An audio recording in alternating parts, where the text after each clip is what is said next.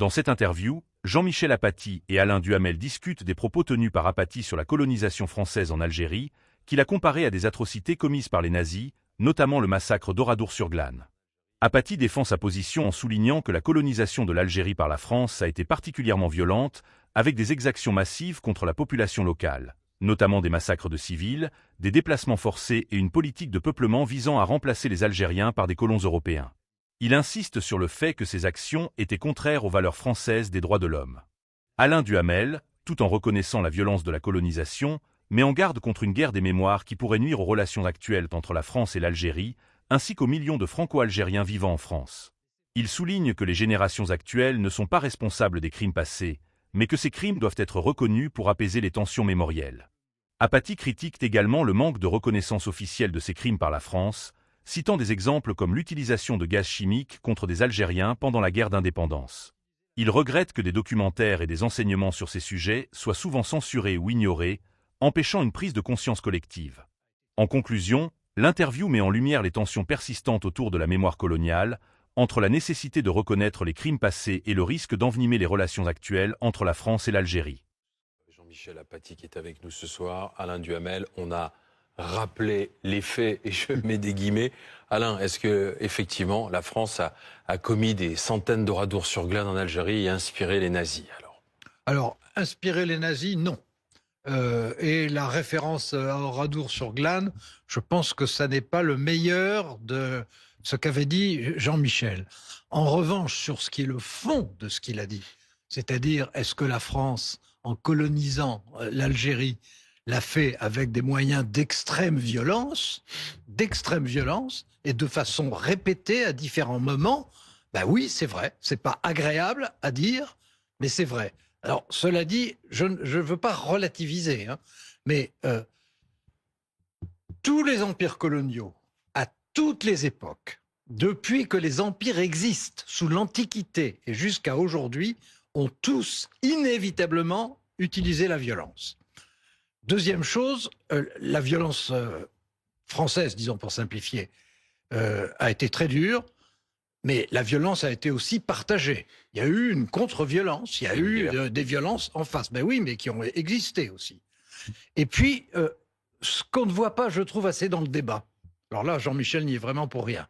Mais ce qu'on ne voit pas assez dans le débat, c'est que les générations d'aujourd'hui, on n'y est pour rien. Les colonisateurs, c'est pas nous.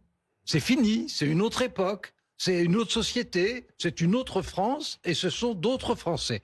Et moi, ce que je ne voudrais pas dans cette histoire, parce qu'on a vu à quel point tout ça reste extraordinairement réactif, y compris chez ceux qui ne savaient pas du tout que ça avait pu exister, et qui savaient à peine comment les choses s'étaient passées pendant 2 siècles. Hein. Moi, ce que je ne voudrais pas, c'est que tout ça soit au détriment à la fois des Algériens, des Pieds-Noirs, et aujourd'hui, surtout, de tous ceux qui vivent en France.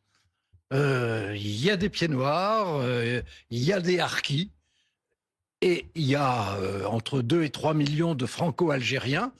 Et je pense qu'il faut faire attention, surtout dans la phase actuelle, c'est-à-dire dans la phase de grande polémique entre la France et l'Algérie, que ce ne soit pas eux les victimes de fait de tout ça. Jean-Michel ? Bon, par où commencer? Vous savez, la comparaison avec Oradour-sur-Glane et le nazisme. J'ai d'abord vu Oradour-sur-Glane il y a bien longtemps de ça. J'ai été voir ce qu'était Oradour. J'étais dans la région, j'ai été voir. Et j'ai été ému par ce que j'ai vu. Puis j'ai lu, après, ce qu'a été la conquête de l'Algérie. Et c'est là dans ma tête, je ne pensais pas le dire ce matin du 25 février sur RTL, mais c'est là dans ma tête que je me suis dit, nous avons fait là ce que les soldats allemands ont fait à Oradour. L'Algérie, c'est une colonisation particulière, c'est une colonisation de peuplement. C'est-à-dire que quand on investit le sol algérien, on a le projet de chasser ce qui s'y trouve, pour que des colons venus de France, d'Espagne et d'Italie prennent leur place. Et il y a de multiples témoignages, pour ne prendre que cela.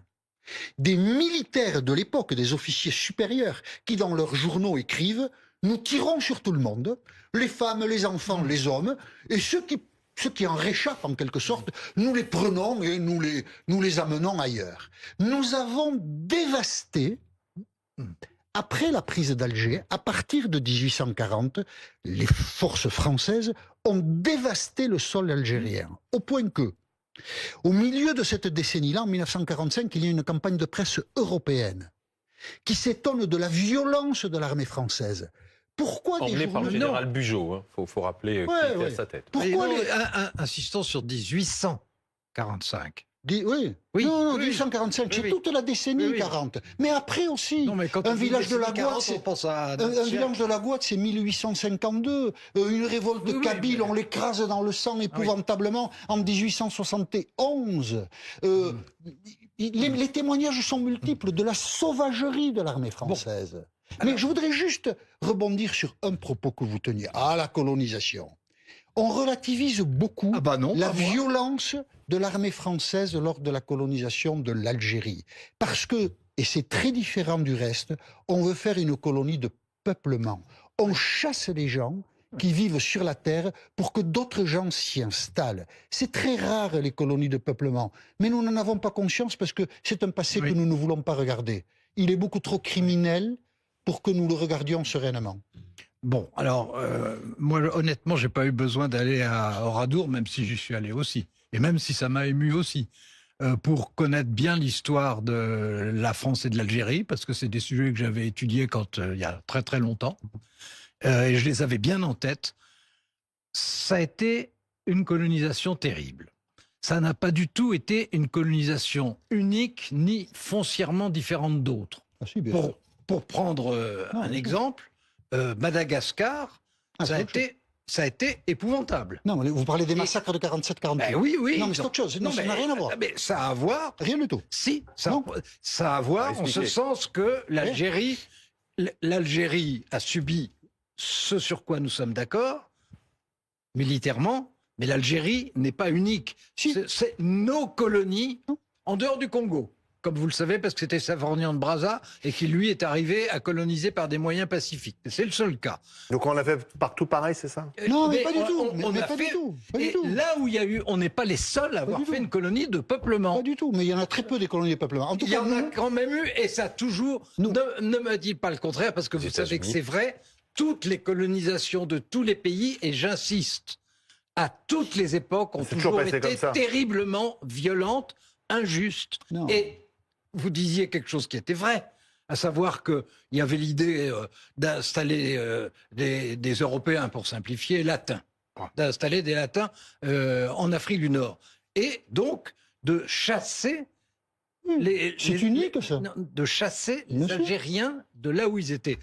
Mais si vous regardez ce que vous avez peut-être regardé par souci de comparaison, ce qui s'est passé en Afrique du Sud et ce qui s'est passé dans l'Est de l'Afrique, vous avez, Sur le continent américain aussi. Mais- vous avez aussi eu une volonté Mais- des bourgs de s'installer. Mais vous avez raison. Sur le continent américain aussi. Et les bourgs ont pris les bourgs ont massacré. Et les bourgs ont massacré, et les bourgs ont pris les terrains. Il faut du temps pour lever. Il faut du C'est temps la pour le. colonisation. Non, Mais attendez, Alain, attendez, il faut je du finis. temps pour- Non, je finis d'une phrase. C'est la colonisation qui est mauvaise en elle-même. Non, mais Alain, il faut du temps pour lever les malentendus. Ce que nous avons fait en Algérie ressemble à ce qui a été fait en Afrique du Sud. Eh ben, c'est Mais ce que je vous dis. Mais ce que nous avons fait en Algérie, nous Français, nous ne l'avons fait qu'en Algérie. La colonisation dans l'histoire coloniale française de l'Algérie est un cas unique. Alors, je C'est suis une. pas d'accord. Attends, je finis. Non, je finis. C'est une colonie de peuplement. On ne peut pas le Non, non, comparer mais je à suis Madagascar. Parce que là, on dit des trucs. Madagascar, nous tuons entre 80 et 100 000 personnes Oui. en réprimant un mouvement de révolte Oui. entre 1947 et 1948. Oui. Les Malgaches fêtent spécifiquement cette tuerie tous les 29 mars. Il y a un jour de deuil qui stigmatise la conduite des Français. Oui. Savez-vous comment les historiens appellent cette période? L'Oradour malgache. Oui, bah oui. Ah oui, eh ben oui. Oui, mais le mot d'Oradour, il n'y a pas que Oui, moi mais qui l'emploie. Jean-Michel, Et Jean-Michel, la colonisation algérienne, pour revenir là-dessus, Oui. c'est une colonisation unique dans l'histoire coloniale française. Nous avons tué en Algérie comme nous n'avons pas Oui, tué mais en Jean-Michel, ça s'est passé comme ça, c'est ce que dit Alain, dans l'histoire de la colonisation. Non, D'autres peuples ont massacré, ont voulu non. chasser. Mais si, quand les Arabes ont conquis la Méditerranée, il y a eu aussi... Non, mais il y a eu aussi on parle de la l'extermination. France des années 1840. Oui, mais ce qu'on vous reproche, c'est de focaliser sur la France et pas de dire que ça s'inscrit malheureusement dans une histoire mondiale. Mais c'est faux. Mais il faut beaucoup plus de temps que notre émission qui est trop courte. 1800... Donc la France est coupable. Plus que les autres. 1840. La décision de faire une colonie de peuplement. Parce que la France conquiert Alger en 1830 et ne sait pas quoi faire de cette conquête. Et en 1840, on décide, on envoie 100 000 soldats que nous allons remplacer les Algériens qui sont sur la terre par des gens qui viennent d'Europe. Ça, c'est pour l'histoire coloniale française unique. Espagnol, italien et français. Et c'est la France de 1840. Les droits de l'homme, c'est 1789. Vous comprenez, ça n'est pas les exemples coloniaux d'avant. Nous professons des valeurs que nous ne respectons pas. Et je voudrais juste ajouter une chose. Nous donnons aux Algériens la nationalité française. Et nous les inscrivons à partir de 1881 dans un statut de l'indigénat qui est de fait un apartheid. Tout cela, nous ne voulons pas le reconnaître. Social aussi. Il y a un reportage d'Albert Camus dans l'Alger républicain du 5 au 15 juin 1939. Il a fait un reportage en Kabylie, qui est un choc terrible quand les Français lisent le reportage d'Albert Camus, 1939. Il parle d'esclavage. Pourquoi on ne veut pas le voir? Albert Camus parle d'esclavage. Pour reprendre ce que dit Jean-Michel, pourquoi on ne le voit pas? Pourquoi les Français ne veulent pas voir en 2025 des choses qui se sont passées au 19e siècle? Ce qui s'est passé en Algérie s'est passé comme on le dit, c'est-à-dire de façon extraordinairement violente. Mais pourquoi ça crée la polémique aujourd'hui? Attendez, je peux répondre quand même. Bon, ce qui est effectivement spécifique, c'est qu'on a voulu en faire une colonie de peuplement, et comme tous ceux qui ont essayé à un moment de faire des colonies de peuplement, ça s'est passé épouvantablement mal. Bon, il y a d'autres de nos colonies en Afrique où ça s'est horriblement mal passé et où il y a eu, non mais pas simplement des exactions, bien que les exactions soient toujours en trop évidemment, mais où il y a eu des vrais massacres de masse. Il y a pas, pourquoi aujourd'hui, en 2025, on ne peut pas parler sereinement de tout ça? Eh bien parce qu'il y a en France, ce qui est à la fois bien et mal, bien parce que ça prouve qu'on sait plus de choses et qu'on l'affronte plus, mal parce que ça entretient un conflit, et notamment ça entretient un conflit mémoriel dont l'Algérie d'aujourd'hui se sert comme d'une arme de combat, elle s'en est toujours servie comme d'une arme de combat, mais qui fait que, et j'insiste quand même là-dessus, il ne faut pas que ça soit au détriment de ceux qui n'y sont pour rien, ne serait-ce que parce qu'ils sont nés après, et donc qui sont pour rien dans cette situation, mais qui vivent aujourd'hui en France, qui sont des Harkis et des descendants de Harkis, maintenant c'est plutôt les descendants de Harkis, qui sont des pieds noirs et des descendants de pieds noirs, et maintenant ce sont plutôt des descendants, et puis qui sont des franco-algériens, dont je veux vous rappeler qu'ils sont estimés à entre 2 et 3 millions. Il ne faut pas qu'ils soient les victimes. Mais est-ce que c'était le bon moment si on essaye d'un côté, avec beaucoup de difficultés, de mettre sur pied de réussir une intégration équitable, et que de l'autre côté, on mène une guerre des mémoires, on n'y arrivera pas. Oui, mais est-ce que c'est le bon moment, alors que la France mène politiquement un bras de fer avec l'Algérie sur la question des EQTF, avec un ministre de l'Intérieur qui joue finalement son avenir politique là-dessus? La France et l'Algérie réciproquement. Moi, je suis pas un homme politique. Non. Je suis un journaliste. Je suis dans un studio de radio. L'animateur de l'émission, Thomas Soto, dit « Mais pourquoi on a d'aussi mauvais rapport avec l'Algérie ?» Donc, j'ai répondu 2 choses simples. Il y a quelque chose d'immédiat, le Sahara occidental, le Maroc, tout ça. Mais on a un passif avec l'Algérie. Et en fait, votre question de « c'est pas le moment », mais en fait, il faudrait jamais parler du passé. Le passé, c'est ce que nous faisons depuis 1962. Nous l'enfouissons. Et d'autres que moi l'ont dit de manière scientifique, le refoulé remonte. dès que l'on parle de l'Algérie, il y a un passif. Et ce passif-là, nous ne pouvons le régler qu'en regardant la réalité. Et le président Macron a parlé de crimes contre l'humanité. Avant d'être élu président. Ce qui a déclenché une sacrée polémique aussi. Alors, Emmanuel Macron, avec la légèreté de son âge, 39 ans quand il le fait, il est sur un coin de table, sur une radio à Alger, et il dit crime contre l'humanité, il rentre en France et il n'assume pas ce qu'il dit. Voilà. C'est stupide d'avoir fait comme ça, si vous voulez mon avis. Est-ce que je peux vous raconter une petite anecdote? Oui, alors... En 1955, parce que la colonisation de l'Algérie, c'était ça. À la suite de représailles, je vais faire très court. L'armée française et les colons français raflent, fin août 1955, Philippeville, dans le Constantinois. Mais qui connaît cette histoire? Raflent tous les hommes qu'ils trouvent. 2 ou 3 000 qui sont amenés au stade municipal de Philippeville. On ne sait pas combien exactement, on ne les compte pas parce que ces gens-là ne comptent pas. Ce sont des musulmans, adolescents, adultes, vieux, interrogés à la va-vite par on ne sait pas qui. Ce sont des représailles et le FLN a tué des Européens avant. Il y en a 1500, 2000 qui restent dans le stade, on les aligne sur le côté du stade. Et pendant 10 minutes, on les mitraille. 1955. Un engin de chantier ramasse les corps, on les met dans des bennes de camions, on les enterre dans une fosse commune, on fait passer un bulldozer dessus. Septembre 1955, France Observateur. Claude Bourdet, un journaliste, il cite Oradour. Il cite Oradour. Et il dit, nous ne pourrons jamais plus parler d'Oradour comme nous en parlions. C'est ça l'histoire de l'Algérie.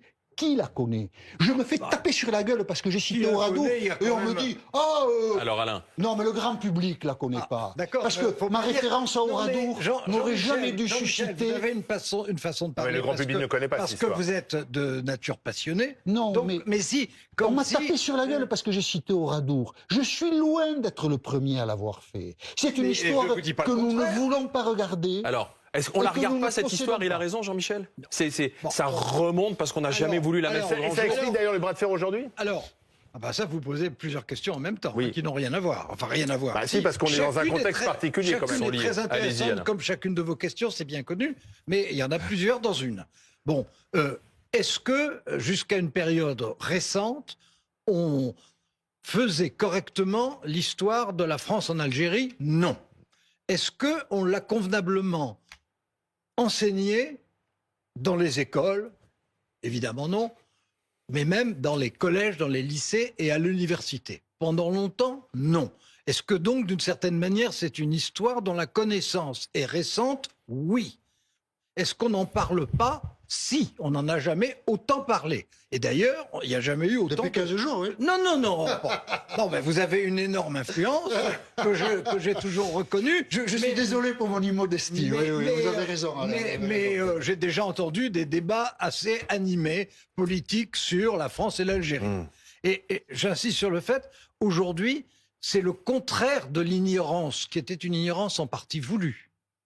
Oui, dans le système d'enseignement. C'était une ignorance en partie voulue. Est-ce qu'aujourd'hui, on en est là? Non. Aujourd'hui, c'est le contraire, puisqu'on est dans une guerre de mémoire. Ouais. Donc, c'est le contraire de l'ignorance. En revanche, que ça soit...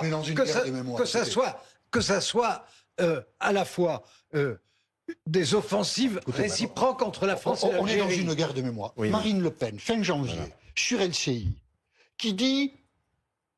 On ne peut pas dire que la colonisation en Algérie était un drame. Oui, je sais qu'elle a dit ça. C'est du révisionnisme historique. Eh ben, est-ce que je vous dis Éric Zemmour sur BFM. Mais est-ce que je vous dis la colonisation en Algérie est une bénédiction. Oui. Qui lui a sauté sur le poil? Personne. Dire que c'est une bénédiction, c'est nier tous les crimes. Vous comprenez? On ne peut pas dire que ce soit une histoire qui est évoquée comme elle doit l'être. Sauf qu'aujourd'hui encore, permettez-moi de parler de ce qui se passe actuellement. Il y a donc un bras de fer entre l'Algérie et la France, avec un ministre de l'Intérieur qui tente d'obtenir l'expulsion de ressortissants algériens qu'on ne veut plus sur notre territoire. Parce qu'ils ont été condamnés. Parce qu'ils ont été condamnés. L'Algérie ne veut pas les récupérer. Le ministre de l'Intérieur a même mis sa démission dans la balance. Les propos de Jean-Michel Apathy arrivent peut-être au mauvais moment. C'est ça la question que je voulais vous poser. Oui, mais alors... Parce que lui-même se retrouve d'ailleurs récupéré par le régime algérien. Ils n'arrivent pas au mauvais moment. On parle de l'Algérie parce qu'il y a un problème. Donc moi je parle de toute la séquence. Voilà. La question n'est pas le rôle de Jean-Michel Apathy dans cette affaire-là. Mais Ce ça n'est pas un explique... rôle international. Oui, mais ça explique toutes les réactions politiques derrière. Une surenchère. Non, on est dans une phase qui était antérieure à Jean-Michel Apathy. On est dans une phase aujourd'hui de controverse, de tension et d'opposition entre la France et l'Algérie. Du côté algérien, l'utilisation de la mémoire a été systématique depuis que leur régime existe. Évidemment. Ce qui se comprend. C'est la seule légitimité qu'ils ont, non pas celle du suffrage universel. C'est la seule légitimité qu'ils ont. Ce qui se comprend. Bien sûr. Mais est-ce que Bruno Retailleau a raison de faire un forcing ostensible et des coups de pression quasi quotidiens pour obtenir, pour arracher et pour donner le sentiment que c'est le gouvernement algérien qui cède? Je ne suis pas sûr que ce soit la meilleure des méthodes. Mais est-ce qu'il faudrait, comme Jacques Chirac l'avait fait en son temps, au moment de la déclaration sur le Veldiv, qu'aujourd'hui, pour tourner la page, parce que ça fait quand même depuis 1962 qu'on a signé les accords de paix, qui étaient les accords d'Évian, que le président français, celui-là ou un autre, un jour dise solennellement, à Paris ou à Alger... Mais on l'a fait 50 fois. Non, pas d'une façon symbolique. 50 fois. Non, jamais. Je parle bien de la symbolique comme l'avait fait Jacques Chirac. Jean-Michel dit jamais. Attendez. Vous dites 50, Jean-Michel dit Jamais correctement, peut-être. Mais attendez quand même. Oui, bébé. Si on parle tous, on n'entendra rien. L'idée d'arriver à un traité de paix avec l'Algérie, depuis Jacques Chirac, chaque président en rêve. Et aucun n'y arrive. Et Emmanuel Macron, Non, c'est pas un traité de paix. Non, c'est pas un traité de paix. Moi, je pense... Attendez, juste à l'infini. De trouver une conciliation organisée et une volonté de coopération équitable entre la France et l'Algérie. Chaque président, depuis Jacques Chirac, a essayé. Ils l'ont essayé. Moi, je pense... Ils l'ont essayé sans succès. Je pense, moi je ne le réclame pas, je ne sais pas qui je serais pour le réclamer. Je pense qu'un jour, la France reconnaîtra qu'elle a commis des crimes de guerre, de masse, contre l'humanité. Je n'ai pas la compétence juridique pour le qualifier, en Algérie. Je pense qu'elle devra le reconnaître pour pacifier son rapport avec l'Algérie. Et je pense aussi que la France doit faire le ménage. Je suis stupéfait de voir encore aujourd'hui, 2025, que le général Lamoricière et que les historiens définissent, le plus grand historien de cette histoire s'appelle Charles-André Géléa. Il dit que le général Lamoricière était le plus inhumain de tous les officiers français. Il y a à Paris une école élémentaire à Lamoricière. S'il y avait une école Rudolf Hess à Berlin, je pense qu'on en parlerait. Est-ce que nous n'avons pas la conscience... À Marseille, on a débaptisé une école Bugeaud, d'ailleurs. À Marseille, à Brest. C'est vrai. Absolument. Et à Paris, on a débaptisé l'avenue Bugeaud.